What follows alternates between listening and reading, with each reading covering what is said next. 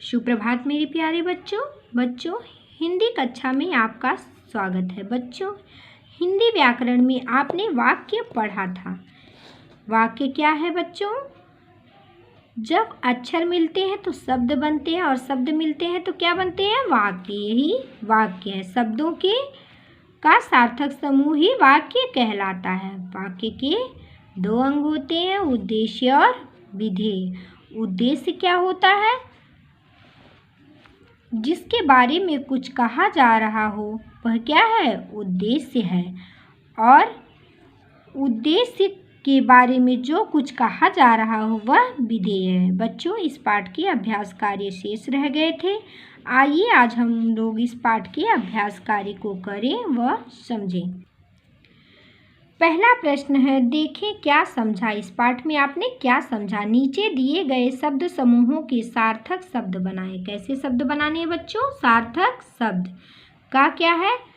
खाता मैं खाना हूँ। ये सही है? नहीं, ये सार्थक शब्द नहीं है। तो इसका क्या बनेगा? मैं खाना खाता हूँ। इसी तरह खा वाला है, कल गया था बाजार वह।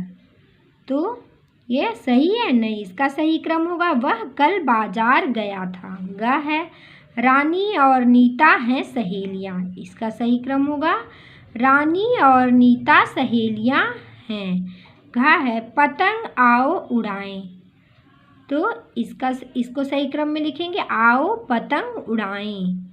अंगा वाला है, मेरी है बीमार गुड़िया। इसका होगा मेरी गुड़िया बीमार है। इसका क्या होगा? मेरी गुड़िया बीमार है। दूसरा है, उद्देश्य तथा विधेय अलग अलग करो। तो उद्देश्य क्या है बच्चों? जिसके बारे में कुछ कहा जा रहा है वह उद्देश्य। और उद्देश्य के बारे में जो कुछ कहा जा रहा है वह क्या है? विधेय है। तो यहाँ गंगा के बारे में कहा जा रहा है। गंगा एक पवित्र नदी है। तो गंगा क्या है? उद्देश्य। और एक पवित्र नदी है, क्या है? विधेय। दीपावली उद्देश्य, दीपों का त्योहार है। विधेय। शेर उद्देश्य, जंगल का राजा है। विधेय। दादा दादी उद्देश्य, बूढ़े हो गए हैं। विधेय होगा। अंगा वाले में मैं क्या है? उद्देश्य, चौथी कक्षा में पढ़ता हूँ। विधेय। तीसरा प्रश्न है, नीचे कुछ उद्देश्य दिए गए हैं, उनके आगे स्वयं विधेय भरकर वाक्य पूरा करो। तो पहाड़ ऊंचा, बहुत ऊंचा है। इसी तरह चिड़िया उड़ रही है। लड़की नाच रही है। चाय बहुत गर्म है। चौथा प्रश्न है, नीचे दिए गए वाक्यों में उचित उद्देश्य भरो। तो फूल बहुत सुंदर थे। रानी गाना गा रही है। गेंद गोल होती है। मेरा नाम राजन है। आगे बढ़ते हैं। खेल खेल में पहला, बिना मात्रा वाले शब्द लिखो। एक फूल जिसमें मात्रा ना हो, कमल। एक जानवर, बंदर। एक ऋतु, बसंत। एक ऋतु, बसंत। एक पेड़, बरगद।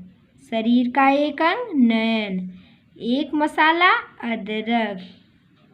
एक वाहन, बस। एक सब्जी, मटर।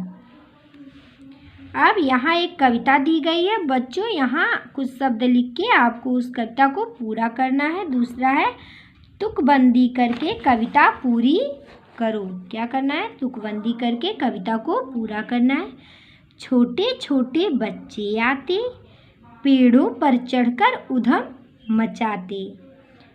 कच्ची कच्ची अम्बी खाते, हंसते हंसते गाने गाते। माली डंडा लेकर आता, बच्चों पर वो खूब चिल्लाता। बच्चे उसकी एक न सुनते, तुम रोको तो तुमको जाने। बच्चों, इस तरह से आप पाठ 4 के अभ्यास कार्य को अपनी पुस्तक पर ही करेंगे। पाठ 4 के अभ्यास कार्य को कहाँ करेंगे? अपनी पाठ्य पुस्तक पर ही करेंगे। आज के लिए इतना ही। धन्यवाद। आपका दिन शुभ हो।